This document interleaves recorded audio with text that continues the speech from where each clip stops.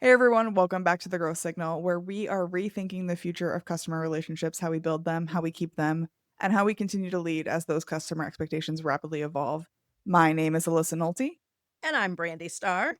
and we are going to have a fantastic conversation today. So, Brandy, let's get right into it. What is your hot take? So, my hot take is that the customer is in control, the old playbook doesn't work, and too many organizations are just surrendering. And what I mean by that is we think about, way back in the day where sales was the driver. You couldn't buy anything without talking to a salesperson. You saw the marketing, you connected with a person, they held your hand through the buying process. From a marketing perspective, it was great because we could control more of the journey. Then we got tech and more tech. And then we got AI. And of course, that is making things much, making information a lot easier to access. And so the customer is really in control of their buyer journey. And in many cases, they don't want to hear from us.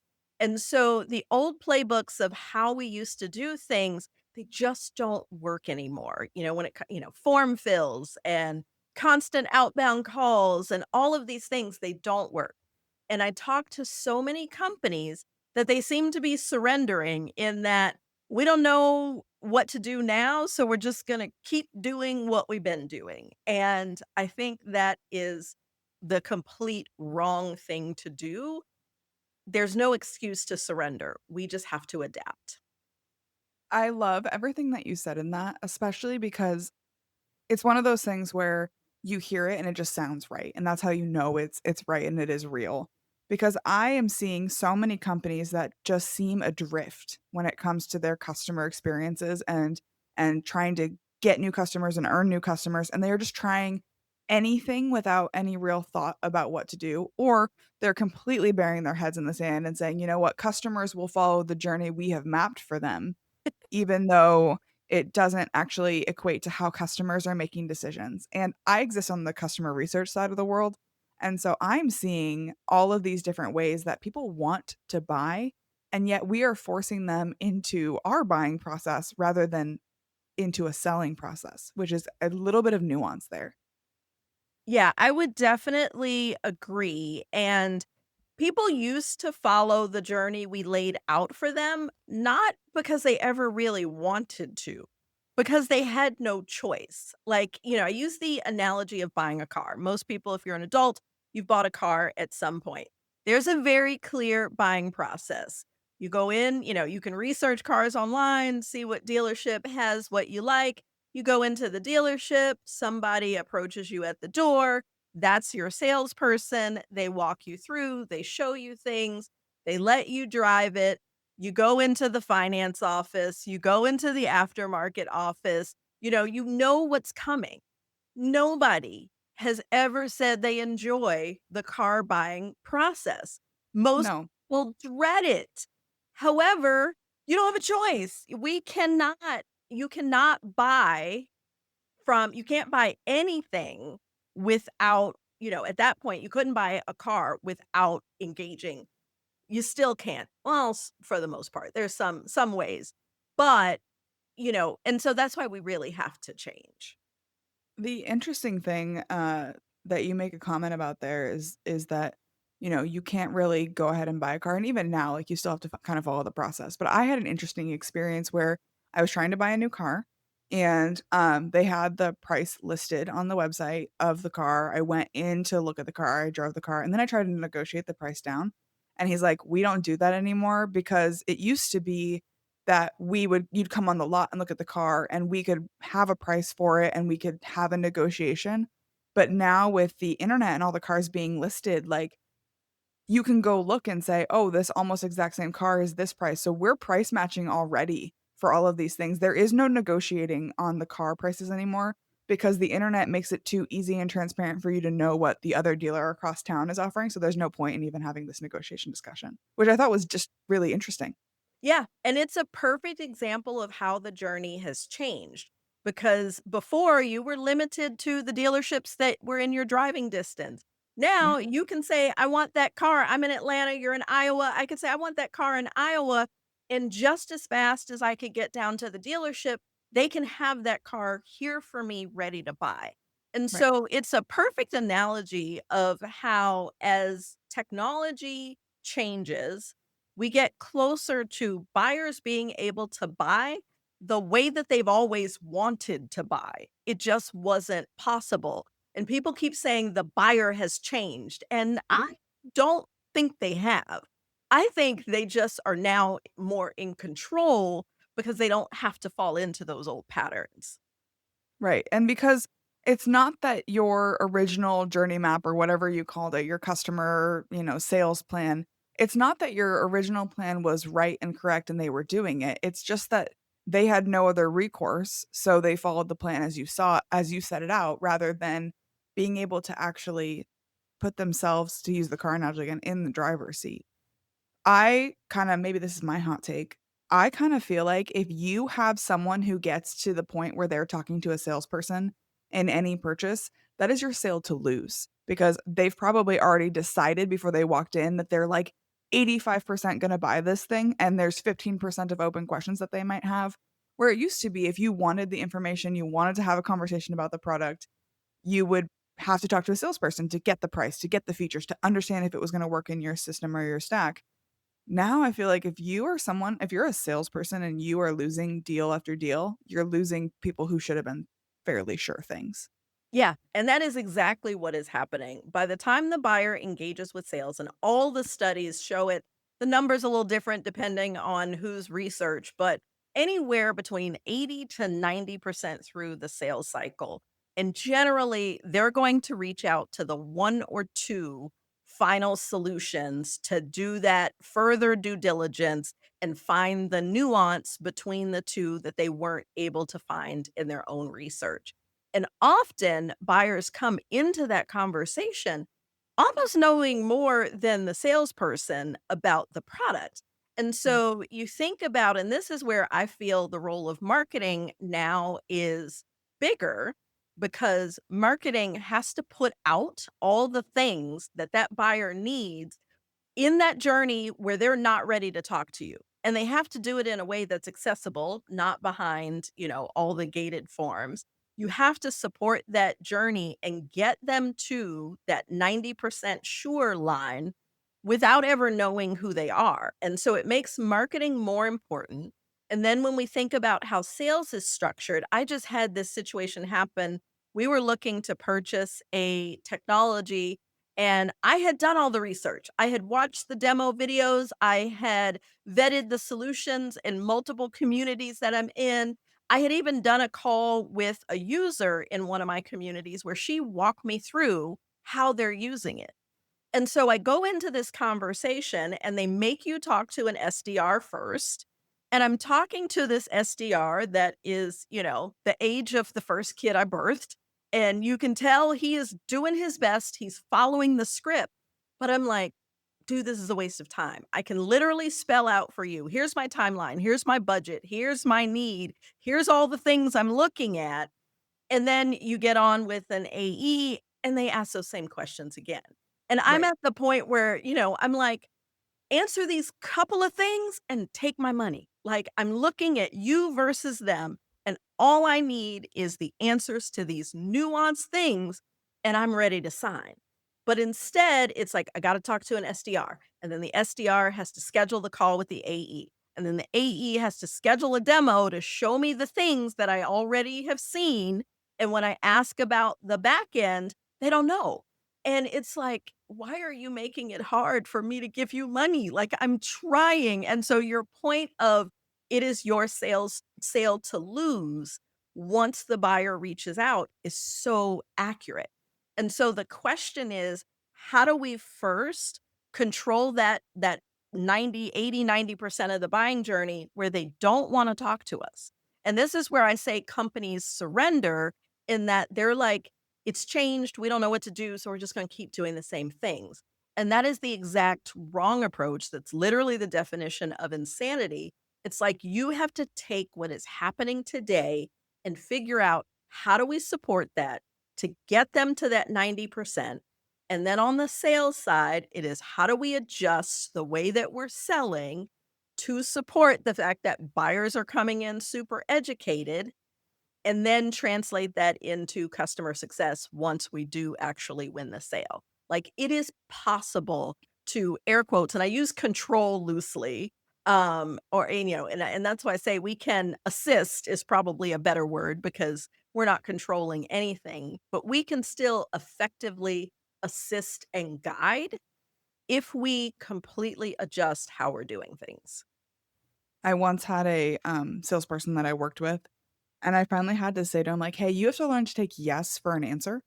You're going in and you're just following your process. You're trying to get all of this information. You're trying to think about like the expand and the renewal, and you're trying to think, long term and have like that horizon kind of vision. But they're ready to buy this now. And it is okay to say yes to someone who is asking to buy. Like you can take yes for an answer, you can take sold for an answer. And yet it was, like, a hard transition for him because he's like, "Well, I have to ask all these discovery questions." I'm like, "You don't in this day and age. These people know what they wanna buy, and if they are indicating to you that they wanna buy, then it's okay for you to say yes." Now, the only reason you should stop and ask questions is if there is some reason that you think that this is not going to be a fit for them, and they're gonna be disappointed in their purchase in the post-sale, and you're gonna lose a renewal, and you're gonna have a bad customer fit. But if you believe that this is a good customer fit and they've already said yes, then move on and like close the deal and then worry about your renewal and your discovery questions after the fact. Yeah, and the customer will value that because you can approach it and say, "Hey, I understand it sounds like this feels like a good fit, but before we move forward, let me just ask you a couple of clarifying questions because I want to be sure that once you purchase, you're happy." Yeah, And that position then takes you from being in that sales, "I don't wanna talk to you because I know you're gonna try to sell me," to now we're working collaboratively and you actually care about me. And what happens then is even in those questions, it then gives me as a buyer some things to think about that I may not have. And if I then still feel like this is the right solution, and this doesn't just apply for tech, but that's the probably most common thing we buy. But if I still feel like this is the right solution, now I'm extra confident. Now I'm a champion. And when we get into the sticky procurement situation, if it's a big purchase or I've got to sell it internally, I can do so more confidently because you met the requirements I knew I had, you identified some watch outs that I didn't know, and then yeah, confirmed that this solution still meets the need. Like, this not only becomes a customer, but it becomes a long term customer because now I feel like we're in relationship and this is not transactional. right. You that very simple like, "Hey, I think this is a good fit, but let's double check." That can create really true like trust and relationship building and all you had to do was say like, "Hey, let's just double check this." So if someone is hearing this, if they are listening to this and they said, "Oh my god, we are surrendering." What is the one thing you would have them start doing to move in the direction of, "We are not going to surrender the customer journey to the wild, wild west"? Yes. So, what I would do is a mapping exercise. Don't at all think about what you do today.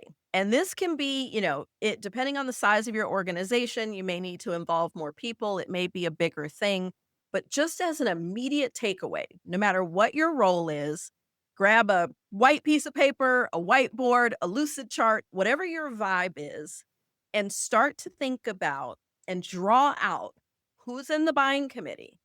Start with all the people. I start down the left. These are the people. What do they care about along the way? What do they need to know? What questions are they likely to ask? And what objections may they be working themselves through?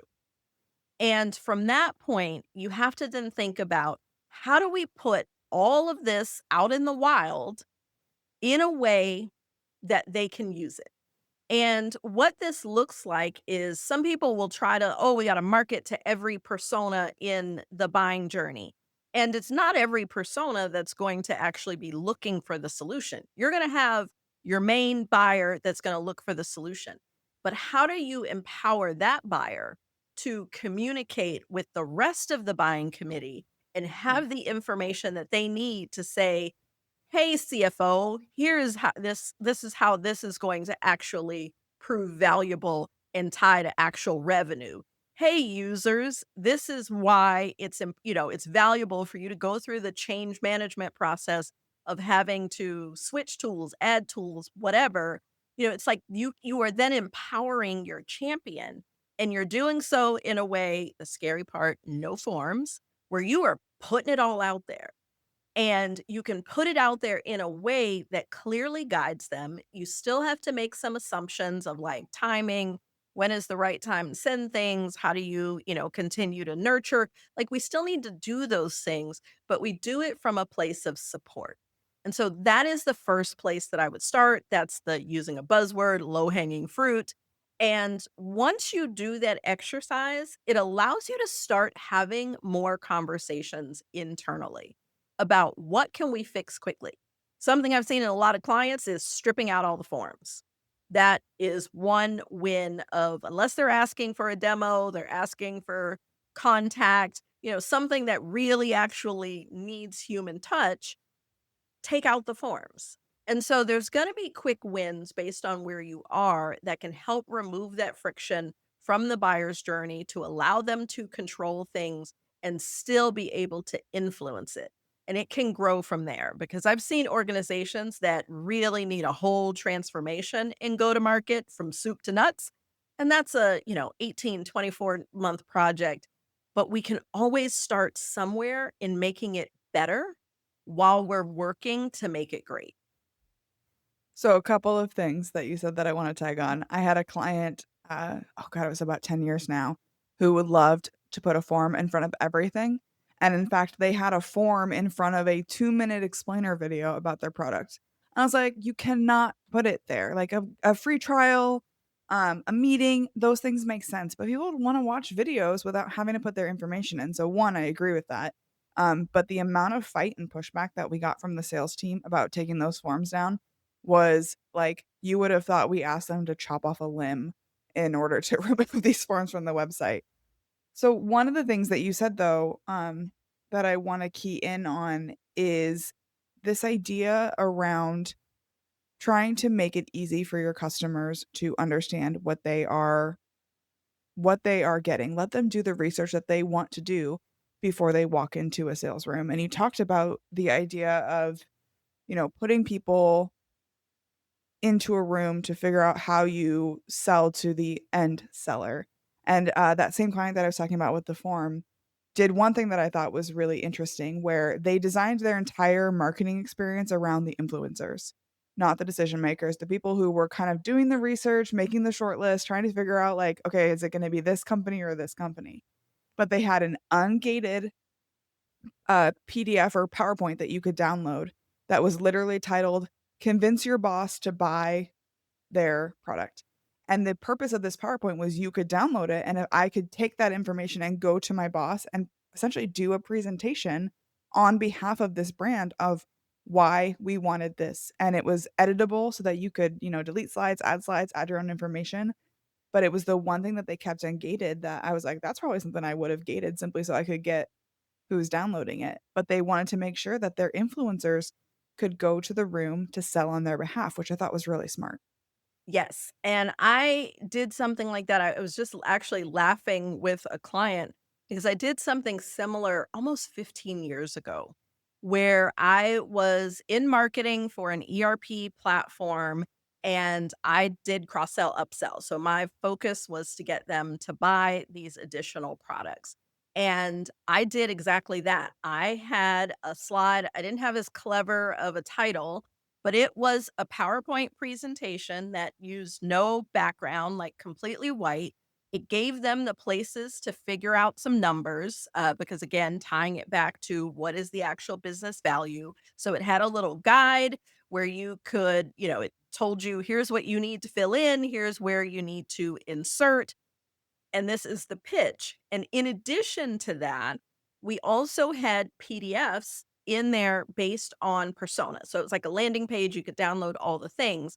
It was like, okay, here is what the head of finance needs to understand. Here's what IT needs to understand. Here's what the potential end users need to understand. And so it gave them all of those specifics. And it also gave them talking points of here's some key things that are going to help you sell this internally.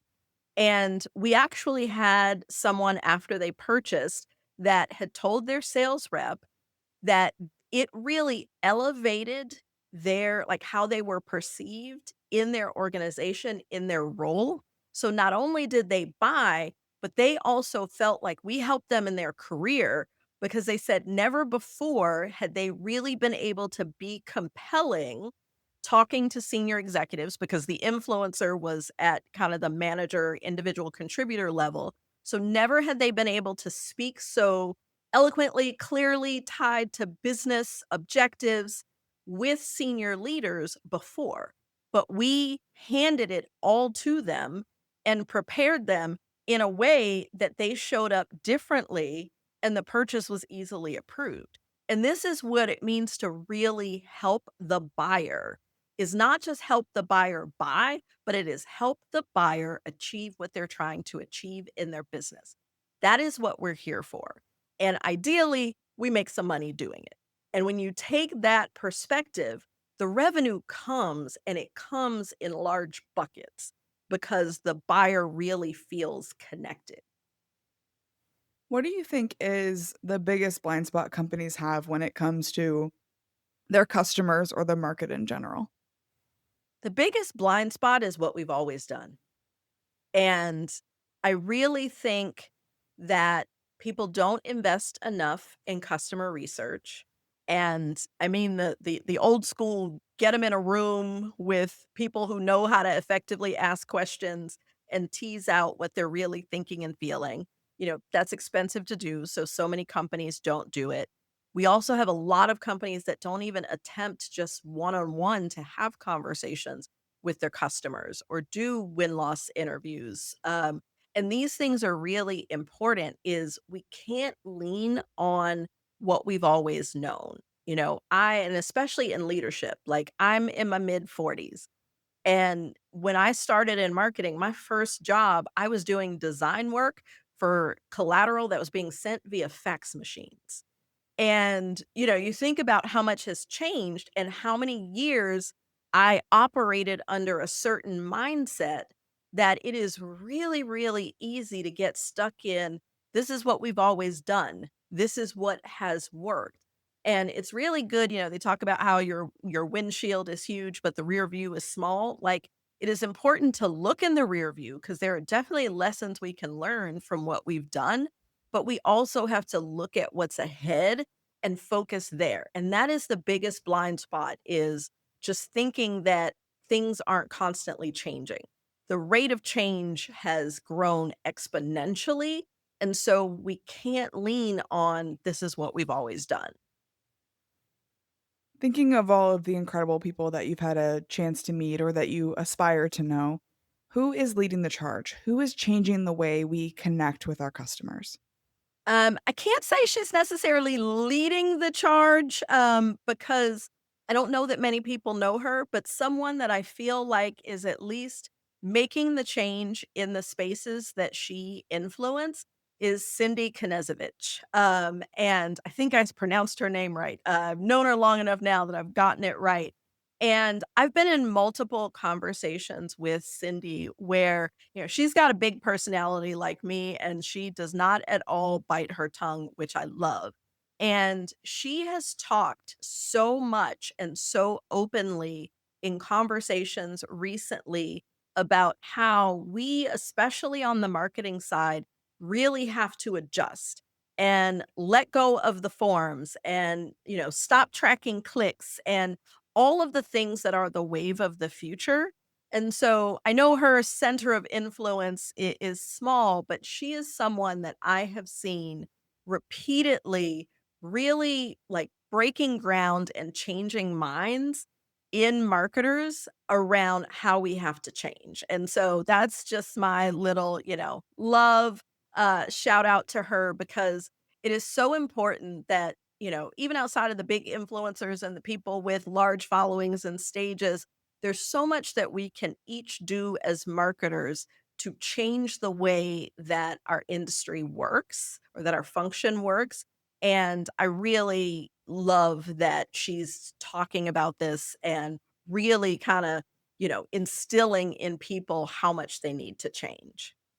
And if someone is really connecting with you and they wanna learn more, where can they find you online? You can definitely find me on LinkedIn. When you search Brandi Starr, you will see my smiling face come up. I am very active there. If you add me, let me know that you saw me on the show. I'm also, if you're in Atlanta, I'm super active in the Atlanta community. And I've got my own podcast, Revenue Rehab. So if you like my 2 cents, that's a place you can hear more of that now.